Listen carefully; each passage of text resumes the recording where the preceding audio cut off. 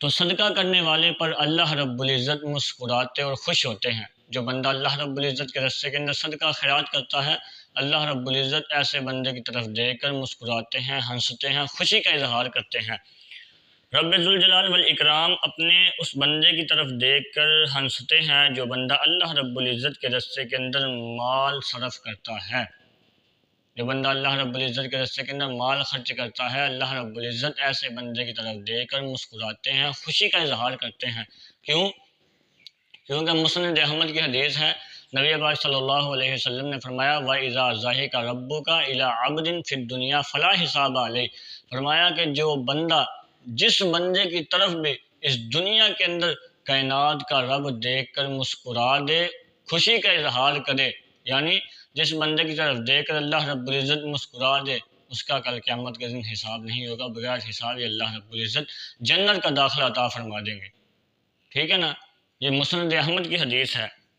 تو صدقہ کرنا، غریبوں مسکینوں پر صدقہ خیرات کرنا اللہ رب العزت کی مخلوق کے ساتھ رحم، نرمی اور محبت کا پیغام ہے۔ صدقہ کرنا اللہ رب العزت کی مخلوق کے ساتھ رحم، نرمی اور محبت کی علامت ہے۔ جو بندہ اللہ رب العزت کی مخلوق کے ساتھ صدقہ کرتا ہے، ایسے بندے کی طرف دیکھ کر اللہ رب العزت مسکراتے، خوشی کا اظہار کرتے ہیں، اور اللہ رب العزت اس بندے کے مال کے اندر اور زیادہ اضافہ عطا کرتے ہیں۔ تو بندہ جب اللہ رب العزت کی مخلوق سے نرمی کرتا ہے تو اچھے مولا پر رب کائنات اس بندے پر خوشی کا اظہار کرتے ہوئے مسکراتے ہیں۔ جیسا کہ مسند احمد کی روایت ہے، سیدنا جابر رضی اللہ تعالی عنہ کو بیان فرماتے ہیں کہ رسول اللہ صلی اللہ علیہ وآلہ وسلم نے فرمایا ان اللہ عز وجل لیضحک الی الرجل اذا مد یدہ بالصدقۃ ومن ضحک اللہ الیہ غفر له۔ جب بندہ صدقہ دینے کے لیے اپنے ہاتھ کو پھیلاتا ہے، جب بندہ صدقہ دینے کے لیے اپنے ہاتھ کو پھیلاتا ہے، غریبوں مسکینوں پر اپنا مال خرچ کرتا ہے، تو اللہ رب العزت اس بندے کی طرف دیکھ کر مسکراتے ہیں کہ یہ بندہ میرے دیے ہوئے مال میں سے میرے راستے کے اندر خرچ کر رہا ہے۔ اللہ رب العزت ایسے بندے کی طرف دیکھتے ہیں اور اس کی زندگی کے گناہوں کو نیکیوں کے اندر تبدیل کر دیا جاتا ہے، معاف کر دیے جاتے ہیں۔ اس بات میں کوئی شک نہیں کہ صدقہ دل کی رقت، نرمی اور محبت کی علامت ہے، اور وہ رحمت و فیاضی جس کے ساتھ ایک انسان دوسرے تنگ دست انسان کی مدد کرتا ہے، یعنی کہ ایک انسان اچھا بھلا ہے، کاروبار سیٹ ہے، یعنی کہ کسی قسم کی کوئی پریشانی نہیں، تندرست ہے، ہر حوالے کے ساتھ ٹھیک ہے، وہ بندہ اپنے اس بھائی کی مدد کرے کہ جو بھائی اس کا کاروبار کے سلسلے کے اندر پریشان ہے، یا ویسے کسی سلسلے کے اندر پریشان ہے، یا اس سے غریب ہے، مسکین ہے، یا بیوہ ہے، تو یا یتیم بچہ ہے، اس کے اوپر مال خرچ کریں، یہ مال آپ کا ادھر ہی فائدہ دے گا۔ اچھا ایک بات ہے، اگر آپ کوئی صدقہ کرنا چاہتے ہیں، آپ نے کوئی بکرا ذبح کر لیا، ٹھیک ہے، آپ نے صدقے کی بات چھوڑو، اگر آپ کسی کو پارٹی دینا چاہتے ہیں، آپ نے اپنے کسی دوست کو، یعنی سب دوستوں کو اکٹھا کیا، آپ نے بکرا ذبح کیا، ٹھیک ہے، بکرا ذبح کیا، سب دوستوں کو بلایا، بکرے کو پکوایا، تب بعد میں دوست کھانے کے بعد بلا کے کہتے ہیں یار اس سالن کے اندر نمک کم تھا، اس کے اندر فلاں چیز کی کمی تھی، اس کے اندر فلاں چیز کی کمی تھی، یہ ٹھیک نہیں بنا، بوٹیاں کچی تھیں، یا زیادہ پکا لیا، گل گئے تو یہ فلاں باتیں کرتے ہیں۔ جس بندے نے پہلے گوشت کھایا ہو، جو کھاتا ہے، اس کی عادت ہے، وہ بندہ باتیں سنائے گا، اور آپ کو اس کی نیکی بھی کوئی نہیں ملے گی، ٹھیک ہے۔ اگر آپ کسی غریب کو بکرا ذبح کر کے کھلائیں گے، اس کو یعنی جس نے کبھی بکرا کھایا ہی نہیں، وہ تمہارے لیے دعا کرے گا، اللہ بیڑا پار کر دے گا تمہارا۔ اس لیے صدقہ کرنا ہے یا کوئی چیز کھلانی ہے، ایسے بندوں کو دیکھو کہ جن بندوں نے وہ چیز کبھی کھائی نہیں، غریب ہیں، مسکین ہیں، ان کی دعاؤں کو اللہ رب العزت بہت جلدی قبول فرماتا ہے۔ اسی لیے صدقہ کرنا ہے تو بیوہ عورتوں پر، یتیم بچوں پر، غریب لوگوں کے اوپر صدقہ کرو۔ صدقہ کرنے والا اللہ رب العزت سے لین دین کرتا ہے۔ صدقہ کرنے کے لیے جب آدمی اپنا ہاتھ آگے بڑھاتا ہے تو نبی پاک صلی اللہ علیہ وآلہ وسلم کے فرمان کے مطابق بندہ اس وقت اللہ رب العزت کے ساتھ معاملات کر رہا ہوتا ہے مالک الملک سے معاملات کر رہا ہوتا ہے، جیسا کہ اللہ تعالیٰ فرماتے ہیں ان المصدقین والمصدقات، قرآن کی آیت ہے وَأَقْرَضُوا اللَّهَ قَرْضًا حَسَنًا يُضَاعَفُ لَهُمْ وَلَهُمْ أَجْرٌ کریم۔ جو لوگ صدقہ خیرات کرتے ہیں، مرد بھی عورتیں بھی، اور اللہ رب العزت کو نیک نیت اور خلوص کے ساتھ قرض دیتے ہیں، ایسے بندے کو اللہ رب العزت کل قیامت کے دن چند انعامات عطا کریں گے، اور بہت ہی اعلیٰ قسم کے انعامات۔ اس لیے نبی پاک صلی اللہ علیہ وسلم نے سیدنا بلال رضی اللہ عنہ کو فرمایا انفق یا بلال ولا تخشى من ذی العرش اقلالا، اے بلال اللہ رب العزت کے راستے کے اندر خرچ کر، اور تنگ دستی کے ڈر سے نہ ڈر کہ تم صدقہ کرے گا تو تنگ دست ہو جائے گا، فقیر ہو جائے گا، غریب ہو جائے گا، مسکین ہو جائے گا۔ جو بندہ اپنے خالق و مالک کے ساتھ معاملات کرتا ہے، اللہ تعالیٰ کی طرف سے اس بندے کو کبھی بھی خسارہ نہیں ملے گا۔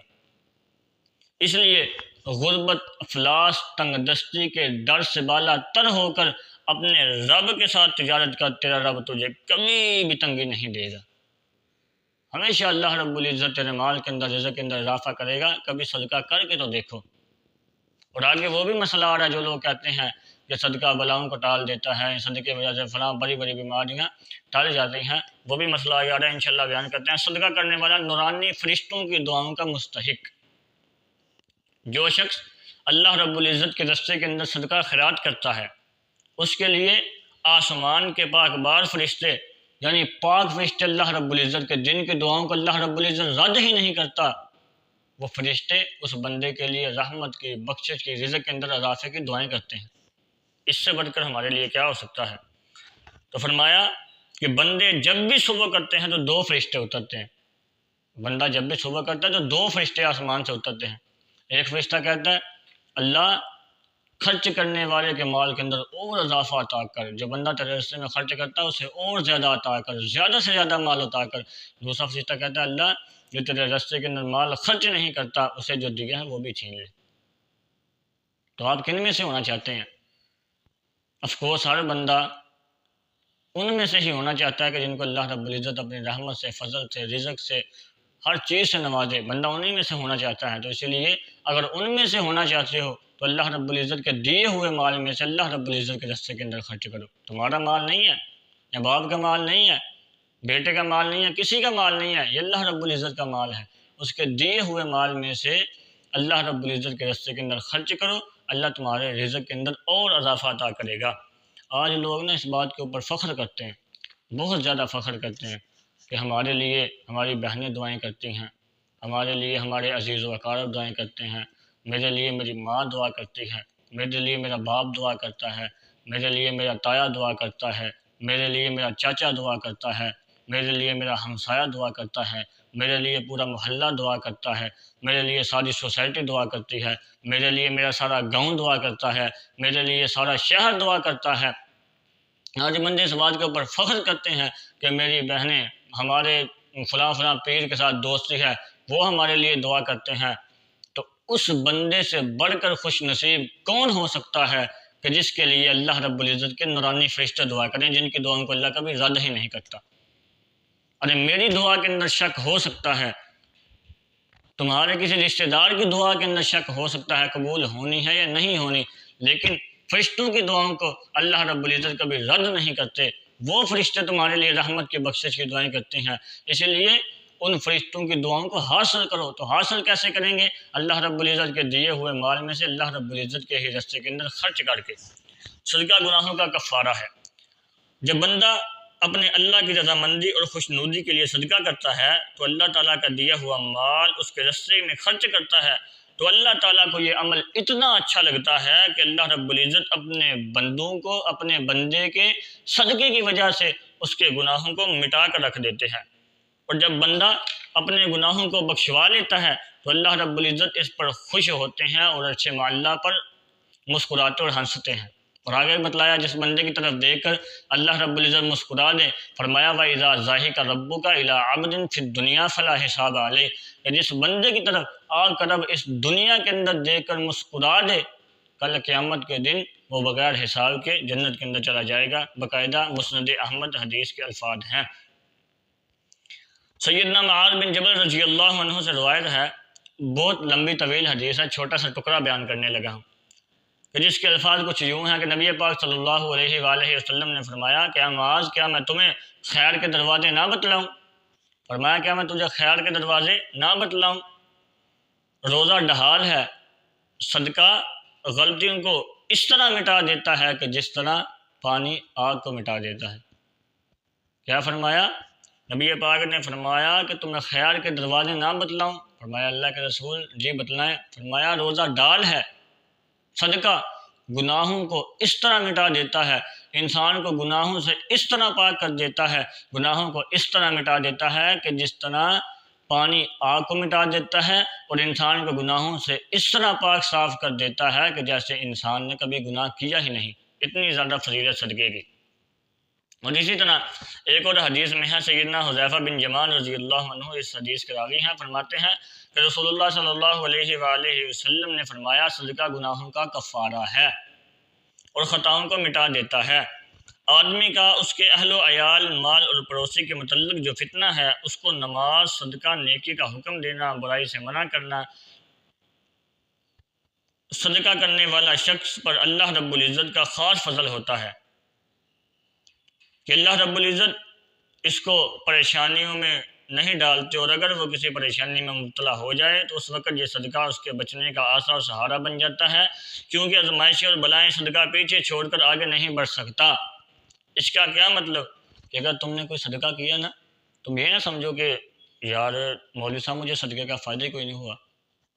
ہو سکتا ہے تمہارے اس صدقے کی وجہ سے اللہ رب العزت نے تم سے کتنی بڑی بلا کو، آفت کو ٹال دیا ہے۔ صدقے کی بڑی زیادہ برکت۔ اور یہ نہیں ہے کہ ہم نے 10,000، 20,000، 30,000، 1,000، 500، 100 کا نوٹ دینا ہے صدقے کے لیے، بلکہ یار جتنے پیسے ہیں، جتنی تمہاری حیثیت ہے اس کے مطابق دو۔ کھجور کی گٹلی کی مانند بھی تم صدقہ کرو گے، وہ بھی تمہارے نامہ اعمال کے اندر لکھا جائے گا۔ کھجور کی گٹلی کیا ہوتی ہے؟ جب دیکھتے نا کھجور کھانے کے بعد ہم گٹک کو پھینک دیں، اس کے اندر چھوٹی سی نا ایک داغی نما ہوتی ہے، اس کو گٹلی بولتے ہیں۔ اس گٹلی کی مانند بھی اگر تم صدقہ کرو گے تو وہ بھی تمہارے نامہ اعمال کے اندر لکھا جائے گا۔ تو نبی پاک صلی اللہ علیہ وآلہ وسلم نے فرمایا، سیدنا رافع بن خدیج رضی اللہ عنہ اس حدیث کے راوی ہیں، فرمایا الصدقۃ تسد 70 بابا من السوء، صدقہ برائی اور پریشانی کے 70 دروازوں کو بند کر دیتا ہے۔ صدقہ برائی اور پریشانی کے 70 دروازوں کو بند کر دیتا ہے۔ اسی لیے یہ کہنا چھوڑ دیں کہ مولوی صاحب ہم نے صدقہ کیا، ہمارے صدقے نے ہمیں کوئی کفالت نہیں کی، ہمارے صدقے نے ہمیں کوئی فائدہ نہیں دیا، تو ہو سکتا ہے تمہارے اس صدقے کی وجہ سے اللہ رب العزت نے تم سے کتنی بڑی بلا کو ٹال دیا۔ اسی طرح صحیح البخاری کی حدیث ہے کہ نبی پاک صلی اللہ علیہ وآلہ وسلم کے زمانہ کے اندر نا ایک دفعہ سورج گرہن لگ گیا۔ آج ہمارے دور کے اندر بھی کبھی لگ جائے نا تو لوگ کہتے ہیں جناب اسی طرف نظر نہ، اس کی طرف نظر اٹھا کے نہیں دیکھنا، بندہ اندھا ہو جاتا ہے، نبینا ہو جاتا ہے۔ تو یہ بھی بات کہیں سے تو ثابت نہیں ہے۔ سورج کی اس صورتحال کو دیکھ کر نا لوگوں میں کہرام مچ گیا، پریشانی کی وجہ سے لوگ بہت زیادہ گھبرا گئے۔ تو اس وقت نبی پاک صلی اللہ علیہ وآلہ وسلم نے فرمایا تھا فَإِذَا رَأَيْتُمْ ذَلِكَ فَادْعُوا اللَّهَ وَكَبِّرُوا وَصَلُّوا وَتَصَدَّقُوا، فرمایا جب تم اس کو دیکھو، یعنی اس سورج گرہن کو دیکھو، تو فرمایا تم اللہ رب العزت سے دعا کرو، اللہ رب العزت کی بڑائی بیان کرو، اللہ رب العزت کی پاکی بیان کرو، اور اللہ رب العزت کے رستے کے اندر صدقہ کرو اور نماز پڑھو۔ یہ ہے اس کا حال۔ بلکہ یہ نہیں لوگ احرام مچا دیں جناب، اس وقت کے اندر نا لوگوں نے یہ کہنا شروع کر دیا کہ اس وقت نا نبی پاک صلی اللہ علیہ وسلم کے بیٹے ابراہیم وہ وفات پا گئے، اور لوگوں نے کہا شاید نبی کا بیٹا فوت ہوا اس وجہ سورج کو گرہن لگا ہے، یا جیسے آج کے لوگ کہتے ہیں سورج کو سزا مل رہی ہے چاند کو۔ تو نعوذ باللہ سے باتیں کہنا غلط ہے، جو باتیں حدیث سے ملتی نہیں ان باتوں کو کہنا، ان باتوں کے بارے میں اچھا یا برا گمان رکھنا، یہ بھی غلط چیز ہے، گناہ ہے۔ اس لیے ان لوگوں کے اندر کہرام مچ گیا۔ نبی صلی اللہ علیہ وسلم نے فرمایا جب تم اس سورج گرہن کو دیکھو، بلکہ یہ اس کا تعلق کسی کے مرنے کے ساتھ، کسی کے جینے کے ساتھ، یا کسی پریشانی مصیبت کے ساتھ نہیں ہے، ٹھیک ہے۔ تو آج کے دور کے اندر تو چلو لوگوں کے اندر کی سورج کو دیکھ لینا تو کہتے ہیں نہیں نہیں تو انہوں نے اپنے سے مسئلے بیان کیے ہیں، تو سورج گرہن لگ گیا تو اس کی طرف دیکھنا نہیں، بچوں کو اندر چھپا لو، جو اس کی طرف دیکھتا ہے اس کی آنکھیں اندھی ہو جاتی ہیں، تو غلط بات ہے، یہ حدیث سے کہیں ثابت نہیں، اپنے سے بات بنا کر کرنا یہ بدعت ہے۔ فرمایا کل بدعت ضلالہ و کل ضلالۃ فی النار، ہر بدعت گمراہی ہے، ہر گمراہی بندے کو آگ کی طرف لے جاتی ہے۔ اور بدعت کیا ہے؟ دین کے اندر نئی چیز کو ایڈ کرنا، جو دین سے ملتی نہیں اس چیز کو دین سے ایڈ کر کے آگے بیان کرنا، اس کو بدعت کہا جاتا ہے، اور ہر بدعت انسان کو جہنم کی طرف لے جاتی ہے۔ اور الحمدللہ اللہ رب العزت نے ہم پر خاص فضل کرم کیا ہے کہ حدیث کے مطابق ہی ہم عمل کرتے ہیں، اللہ رب العزت کا بہت زیادہ فضل ہے۔ صدقہ بیماریوں سے بچاتا ہے۔ صحابہ کرام رضی اللہ عنہم اجمعین سے لے کر آج تک لوگ تجربات کرتے آئے ہیں کہ صدقہ بیماریوں کو شفاؤں کے اندر بدل دیتا ہے۔ صحابہ کرام سے لے کر آج تک لوگ یہ پریکٹیکل کرتے آئے ہیں، یہ دیکھتے ہیں کہ صدقہ بیماریوں کو شفاؤں کے اندر بدل دیتا ہے، اور طرح طرح کی امراض سے انسانی بدن کو، طرح طرح کی بیماریوں سے، شوگر سے، ہیپاٹائٹس ہے یا ٹی بی کی بیماری ہے یا جناب کینسر کی بیماری ہے، کئی طرح کی بیماریاں، اگر اللہ رب العزت پر یقین رکھ کے بندہ ٹرسٹ رکھتے ہوئے صدقہ کرے اللہ رب العزت کے راستے کے اندر، اللہ بڑی بڑی بلاؤں کو ٹال دیتا ہے۔ آگے انشاءاللہ ایک دو واقعہ آئے گا، وہ بیان کر کے اپنی بات کو ختم کریں گے۔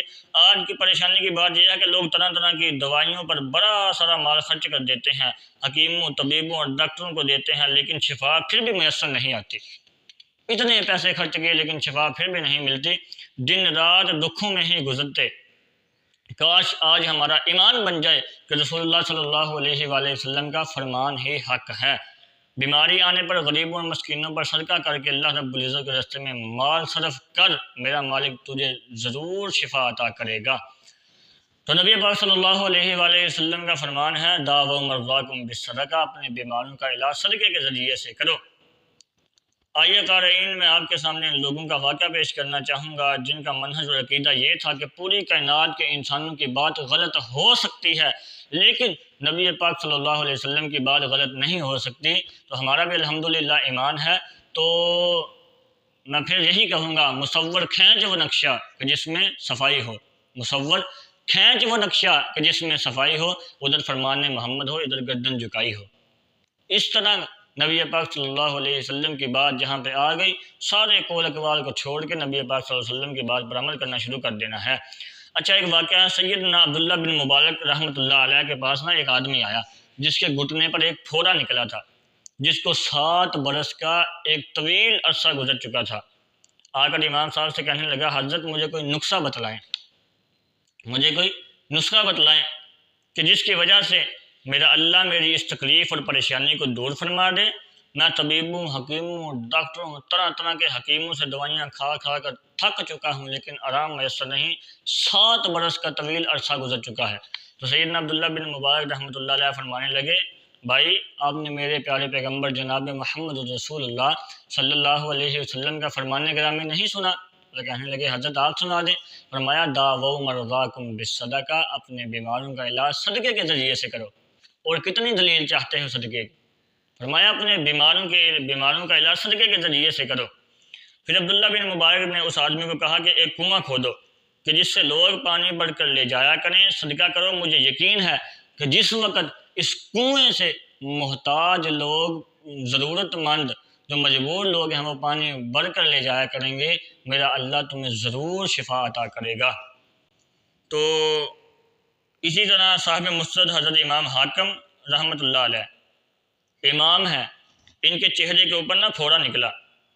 فرماتے ہیں کہ میں 1 سال تک مختلف حکیموں، طبیبوں سے دوائیاں کھا کھا کر تھک چکا، علاج بھی کروایا لیکن وہ پھوڑا اسی طرح میرے چہرے پر برقرار رہا۔ میں اس کی وجہ سے تکلیف بھی بڑی محسوس کرتا تھا۔ آخر ایک دفعہ میرے ذہن میں آیا تاکہ میں صدقہ کروں۔ پھر امام صاحب نے لوگوں پر صدقہ کرتے ہوئے اپنے گھر کے سامنے پانی پینے کے لیے ایک جگہ متعین فرمائی، پانی کا ایک گھاٹ تیار کروایا۔ اس پر خرچہ کر کے لوگوں کے لیے ایک گھاٹ نما بنا دیا، لوگوں کے لیے ایک ندی نما، یعنی جیسے پانی کے لیے کنواں وغیرہ ہوتا ہے جس سے صبح اور شام لوگ پانی پیتے تھے۔ ابھی اس کام کو کیے ہوئے، اس صدقے کو کیے ہوئے، یہ گھاٹ تیار کروائے ہوئے فرماتے ہیں کہ 1 ہفتہ ہی گزرا تھا، ہفتہ کہتے ہیں 1 ہفتہ بھی نہیں گزرا، ابھی یہ کام کیے ہوئے، صدقہ کیے ہوئے 1 ہفتہ بھی نہیں گزرا تھا کہ شفا یابی کے آثار نظر آنا شروع ہو گئے، یعنی کہ شفا کے آثار نظر آنا شروع ہو گئے۔ کہ میرے چہرے کے اوپر میرا پھوڑا ٹھیک ہونے لگ گیا۔ تو صدقے کے نا اور بھی بڑے زیادہ فضیلت ہے صدقے کی۔